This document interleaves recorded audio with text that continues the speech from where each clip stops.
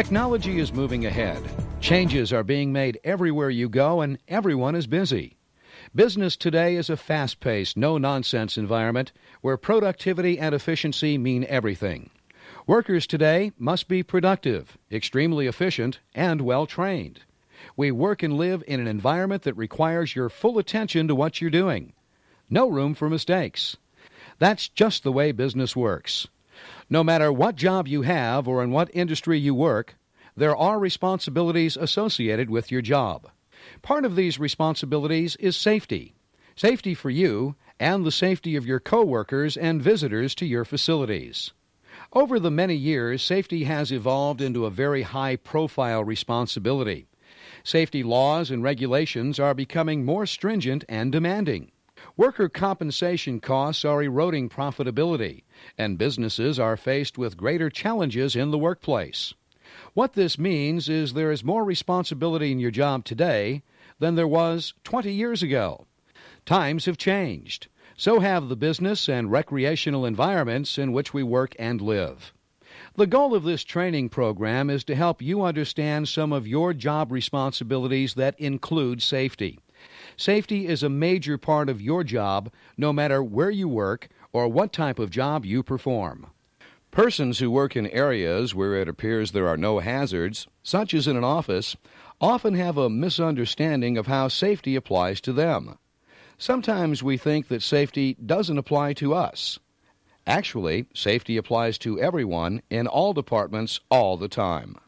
You'd be surprised to learn that office accidents can occur as often as any other department, even though the physical hazards appear to be less in an office environment. Safety is your responsibility no matter where you work or what job you perform. It's management's responsibility to provide safety training and information about your specific job, machines, equipment, and other potential hazards.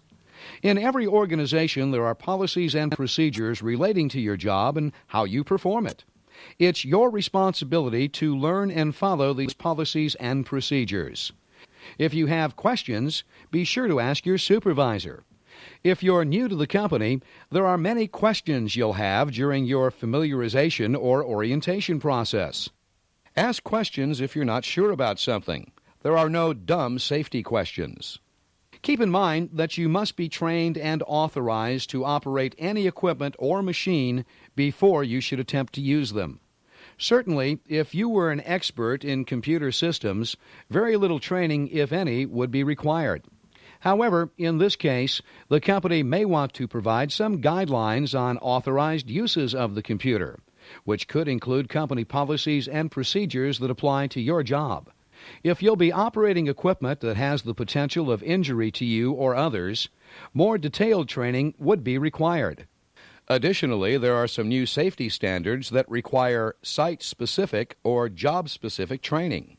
In other words, if you're assigned as a forklift operator, you must be trained in proper forklift operations, and you must also be trained in all the other potential hazards of that job. Some of the hazards associated with forklifts include carbon monoxide poisoning, handling propane gas, using and charging batteries, working around pedestrians, and other similar potential hazards to which forklift operators may be exposed. You can see that training is more involved and detailed than most people think. Years ago, training was fairly simple because safety issues were simple. In today's business environment, training is an ongoing process. There are always more things to learn, especially about safety.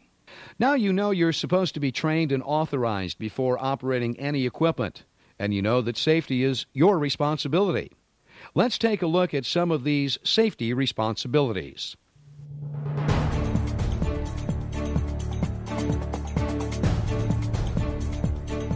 Reporting to work rested, alert, and ready to perform your job is the first